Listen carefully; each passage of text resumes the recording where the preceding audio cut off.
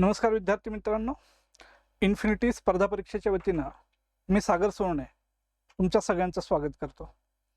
मित्रांनो, तुम्हाला माहीतच आहे की आता राज्यसेवेची परीक्षा पुढच्या महिन्यात होतीये आणि जी कंबाईनची परीक्षा आहे, मग गट ब असेल किंवा गट क असेल, याचं नोटिफिकेशन अजून यायचं आहे. इन्फिनिटीच्या वतीनं आपण 2024 आणि 2025 या वर्षासाठी गट ब आणि गट क ची बॅच लॉन्च करतोय आणि आपला जो फोकस आहे तो PSI साठी आहे.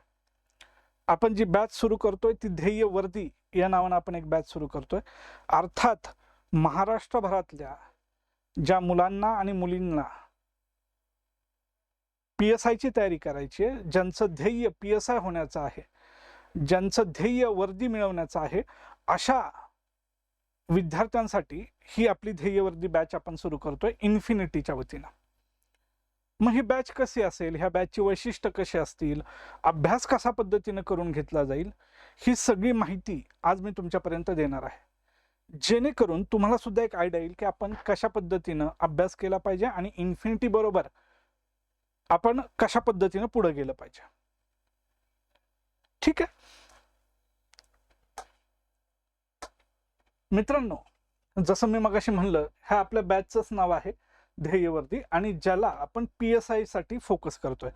याचा अर्थ हा नाहीये की आपण बाकीच्या विद्यार्थ्यांना याच्यामध्ये प्रवेश देत नाहीये. जे लोकांना गट ब ची आणि गट क ची तयारी करायची ते यामध्ये येऊ शकतात, कारण की आपला पूर्व परीक्षेचा सिलेबस एकसारखा आहे. पण महाराष्ट्रभरातली जी लोक आहेत की ज्यांचं ध्येय PSI असतं, अशासाठी आपली ही बॅच आहे. जवळपास ही आपली फाउंडेशन बॅच असणार आहे आणि ही बॅच आपली सुरू होतीये 17 जून पासून, म्हणजे येणाऱ्या सोमवारपासून ही आपली बॅच सुरू होतीये. एक गोष्ट मित्रांनो लक्षात घ्या की आपण जर 2 टप्प्यामध्ये पुढे जात असतो. एक म्हणजे पूर्व परीक्षा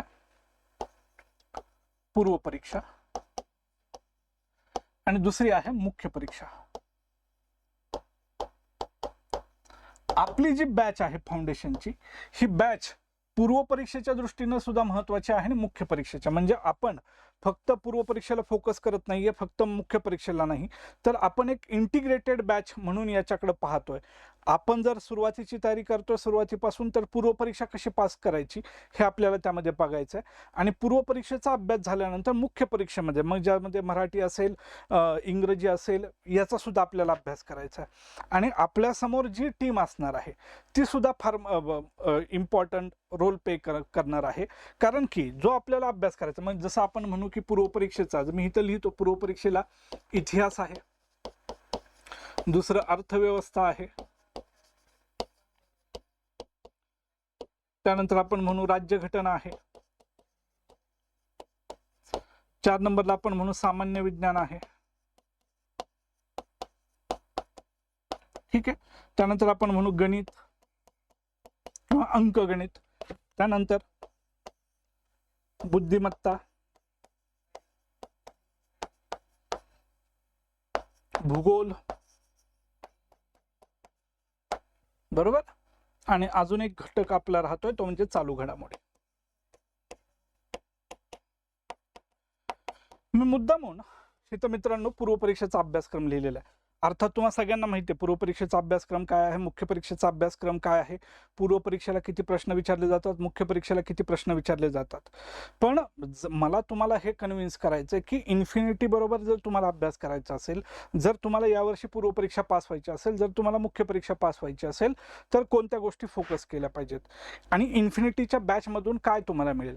जर मी इथं लिहिलेलं आहे की आपण आता हे तात्पुरतं बाजूला करूयात, की जर आपण म्हणतोय की पूर्व परीक्षेचा आपल्याला अभ्यास करायचा आहे, ज्याच्यामध्ये नंबर ऑफ क्वेश्चन, ज्याच्यामध्ये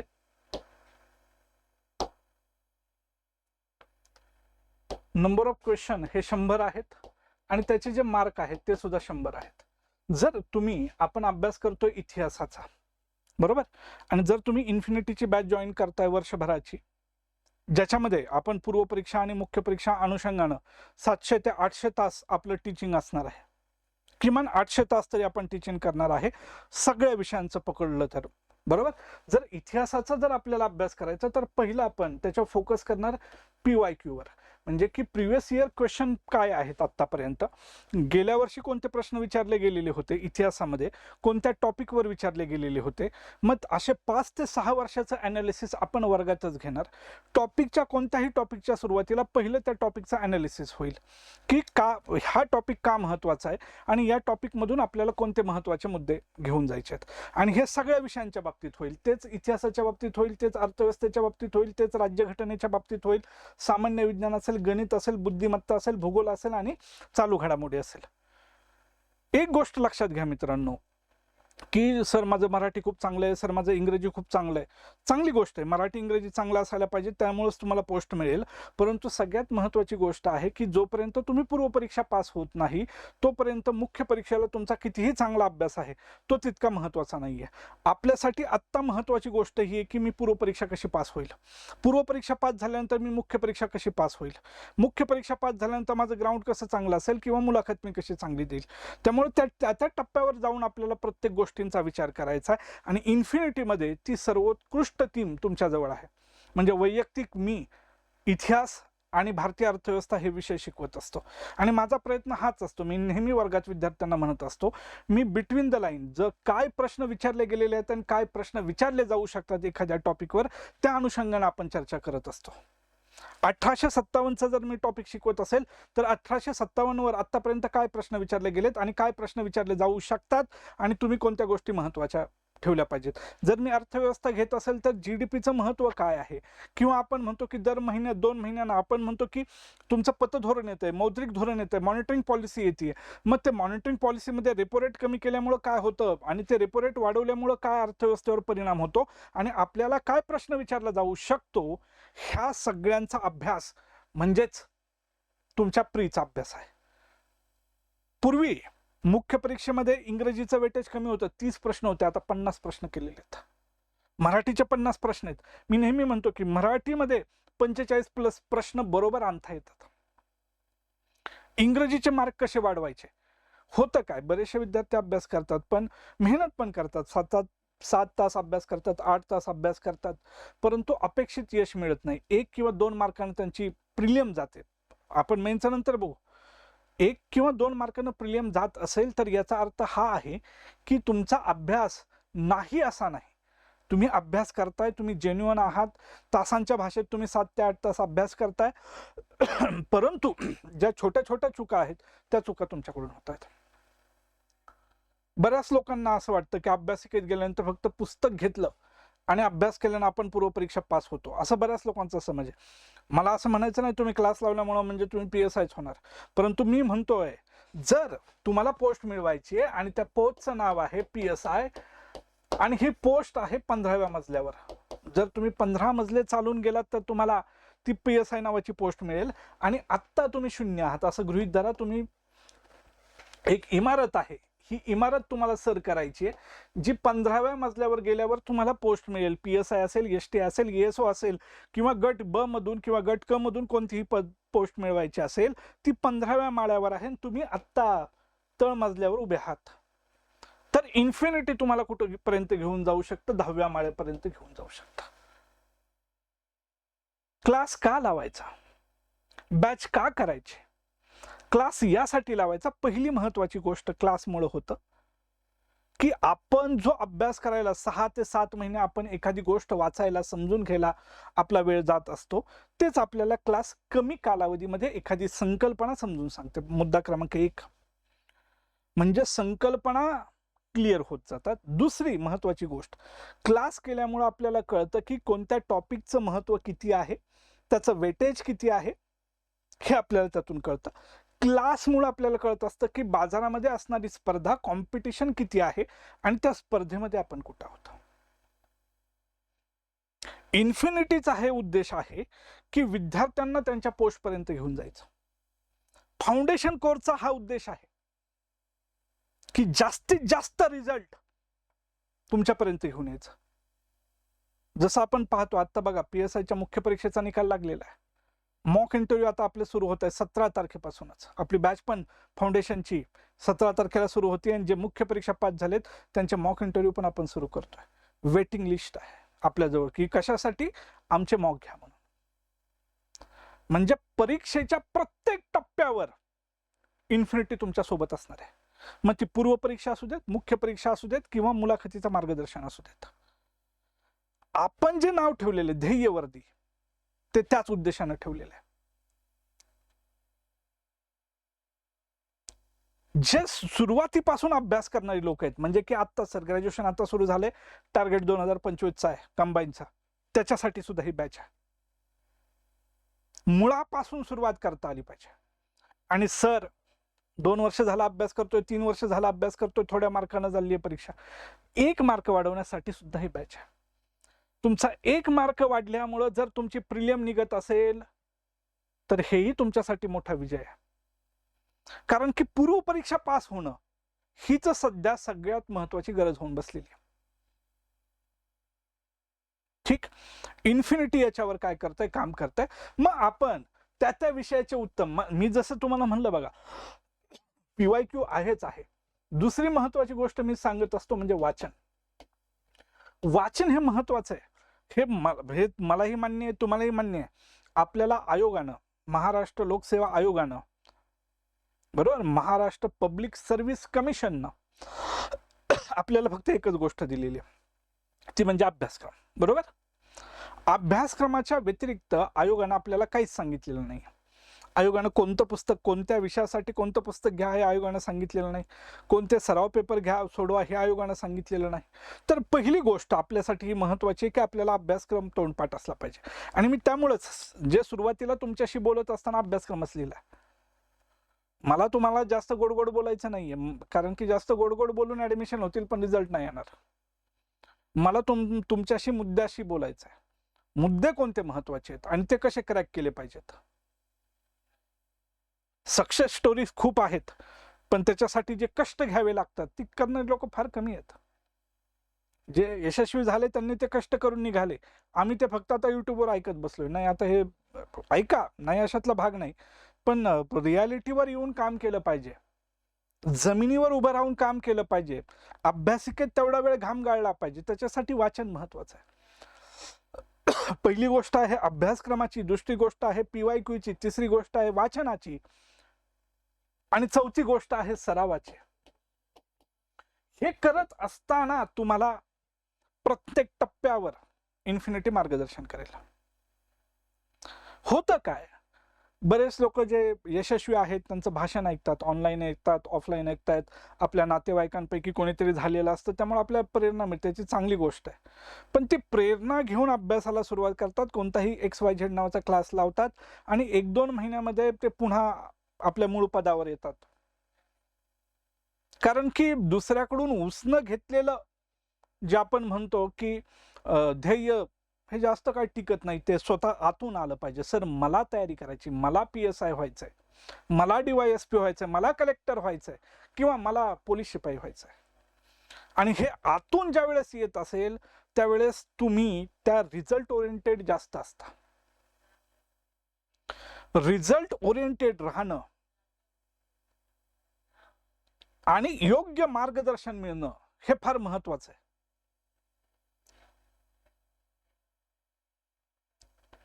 तासांच्या भाषेत 7 ते 8 तास अभ्यास झालाच पाहिजे, कशाही पद्धतीने तो झाला पाहिजे. तुम्ही क्लास करून इतर वेळ तुमचा तो अभ्यास झाला पाहिजे, आणि तो सगळ्या विषयांचा झाला पाहिजे. म्हणजे मी फक्त इतिहासच करतो, अर्थव्यवस्था सोडून देतो, भूगोल सोडून देतो असं होणार नाही. स्पर्धा परीक्षांमध्ये पास होण्यासाठी 2 गोष्टी मला फार महत्वाच्या वाटतात. एक पॅशन आणि दुसरी पेशन्स लागतात. पॅशन पाहिजे, मी जे मगाशी म्हणलं की आतून येणं की मला करायचंय, ही पॅशन आहे. मग तुम्हाला जे पद मिळवायचं ते मिळवा, म्हणजे कोणतंही मिळवा. मग मी म्हणत नाही हे पद छोटं ते मोठं असं मी कधीच म्हणणार नाही. जे तुमचं ध्येय ते पॅशन्स पाहिजे, आणि नुसतं पॅशन असून चालत नाही, तर मित्रांनो पेशन्स लागतात.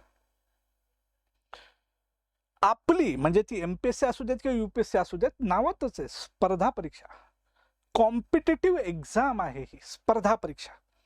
आणि ही स्पर्धा परीक्षा 1-2 दिवसात होत नाही, 1-2 महिन्यामध्ये नाही होत.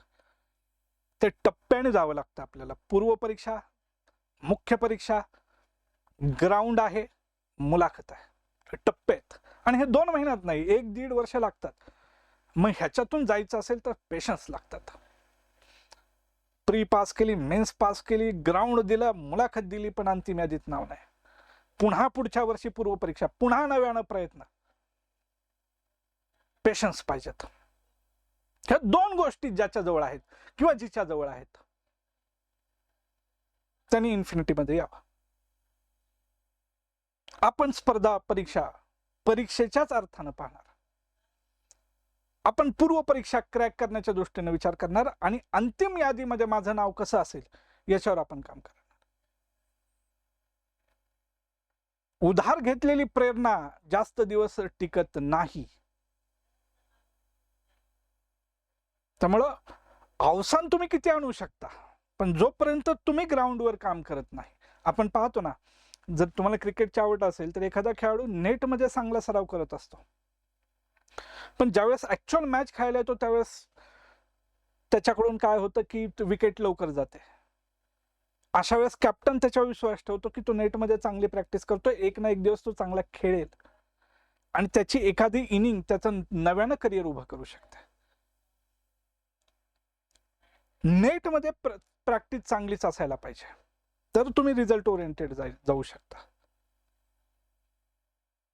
तुम्ही दररोज अभ्यास करताय, 7 तास 8 तास अभ्यास करताय, प्रिलियम गेली काय हरकत नाही, पण तुम्ही स्वतःशी प्रामाणिक असाल आणि परीक्षा केंद्रीय असाल तर अंतिम यश किंवा पोस्ट तुम्हाला नक्की मिळेल. पॅशन आणि पेशन्स याच दृष्टीनं इन्फिनिटी आपली बॅच चालवत आहे. फाउंडेशनची बॅच ती गट ब साठी सुद्धा आहे, गट क साठी सुद्धा आहे आणि टार्गेट PSI ला आहे. 17 जून पासून सुरू होते मित्रांनो. ही बॅच ऑनलाईन ऑफलाईन असणार आहे. ऑफलाईन बॅचची फी आपण 40,000 ठेवली होती, पण ती आपण डिस्काउंट दिलेला आहे. ही बॅच फक्त 12,000 रुपयामध्ये आहे ऑफलाईनची बॅच. मग ह्या ऑफलाईनच्या बॅचमध्ये काय, प्रत्येक विषय परीक्षा केंद्रीय शिकवलं जाईल. प्रत्येक विषयाच्या नोट्स तुम्हाला प्रोव्हाइड केल्या जातील, PDF स्वरूपात त्या प्रोव्हाइड केल्या जातील. टेस्ट सिरीज असेल. मी जो मगाशी शब्द वापरला सराव, ही फार महत्वाची गोष्ट आहे. सराव. मी इतिहासाचा अभ्यास केलाय, मी पॉलिटिक्सचा अभ्यास केलाय, मी PYQ पाहिलेत, पण मी त्याच्यावर प्रश्न पण सोडून पाहिले पाहिजेत ना. त्या वेळेत गणित बसलं पाहिजे. मगाशी मी म्हणलं प्रश्न 100 आहेत, मार्क 100 आहेत आणि वेळ आहे फक्त 60 मिनिट. म्हणजे वेगवान पद्धतीने वाचन पण करता आलं पाहिजे, निर्णय पण पटपट 4 पैकी कोणता पर्याय निवडता आला पाहिजे हे पण कळलं पाहिजे. म्हणजे तो सराव झाला पाहिजे. आणि आपण ती टेस्ट सिरीज त्याच्यामध्ये घेणार, आपण सब्जेक्ट वाईज घेणार, आपण कॉम्प्रिहेन्सिव्ह घेणार आणि आयोगाच्या धर्तीवर घेणार. हे समजून घ्या तुम्ही, ठीक. आणि जर तुम्ही ऑनलाईन करत असाल तर आपण त्याची फीस सांगितली होती 20,000, पण त्याची आपण डिस्काउंट देऊन फी केलेली आहे 10,000 रुपये फी आहे त्याची. तुम्हाला कोणत्या स्वरूपात लावायचे हा निर्णय तुम्ही घ्या मित्रांनो, ठीक. आता इन्फिनिटी स्पर्धा परीक्षा का, हेच याच प्रश्नाचं उत्तर मी इतका वेळ दिलं का. प्रश्न आपण आता पुढे आला, पण ह्या सगळ्या प्रश्नांची उत्तरं मी तुमच्यापर्यंत पोहोचवलेली आहेत. पूर्व परीक्षेच्या पातळीवर पूर्व परीक्षा, मुख्य परीक्षेच्या पातळीवर मुख्य परीक्षा. मराठीमध्ये चांगले मार्क घ्यायचेत, बुद्धिमत्तेमध्ये चांगले मार्क घ्यायचेत. आणि जरी आपण म्हणलं ते 2 कायदे त्यांनी इकडे टाकलेले जे आधी फर्स्ट पेपरमध्ये होते आता ते सेकंड पेपरमध्ये घेतले. RTI माहितीचा अधिकार कायदा 2005 आणि महाराष्ट्र लोकसेवा हक्क अधिनियम 2015, हे कायदे सुद्धा आपल्याला करायचे. त्या दृष्टीने आपण ते सगळं पाहणार आहे, ठीक. आपल्या बरोबर महाराष्ट्रातील सर्वोत्तम टीम आहे. ह्या बॅच बद्दलची जी काय तुमची क्वेरी असतील तुम्ही माझ्याशी बोलू शकता. तुमच्या अभ्यासाबद्दलच्या काही अडचणी असतील तुम्ही माझ्याशी शेअर करू शकता. काय चुका होत आहेत तुम्ही माझ्याशी शेअर करू शकता आणि त्याच्यातून मार्ग काढण्याचा आपला प्रयत्न असेल. त्यामुळे ही बॅच 17ला सुरू होती. जास्तीत जास्त लोकांपर्यंत हा व्हिडिओ शेअर करा. जर तुम्ही परीक्षा केंद्रीय असाल, जर तुम्हाला पोस्ट हवी असेल तर. आपला चॅनल सबस्क्राईब केला नसेल तर तो सबस्क्राईब करा. आणि याच पद्धतीनं आपल्याला भविष्यात पुढे जायचंय. म्हणजे आपल्याजवळ आतापर्यंत जे PSI चे रिझल्ट हे आपल्याजवळ, ह्या वर्षी जो महाराष्ट्रात पहिला आलेला आहे तो आपलाच इन्फिनिटीचाच विद्यार्थी आहे. मॉकची तयारी व्यापक प्रमाणात अडसूळ सरांनी, माधव जगताप सरांनी आणि मी करून घेतलेली होती. उदाहरणं आपल्या समोर आहेत, उत्तम रिझल्ट आपल्या समोर आहेत, तर इन्फिनिटी का नाही. जास्तीत जास्त लोकांनी एनरोल करा. संपर्क आहेच तुम्हाला इथं दिलेला आहे. काही अडचण आली तर त्या नंबरवर तुम्ही फोन करा. 17 तारखेपासून आपली बॅच सुरू होतीये. बॅचमध्ये भेटू. तोपर्यंत थांबूयात. तुम्हा सर्वांना शुभेच्छा. धन्यवाद.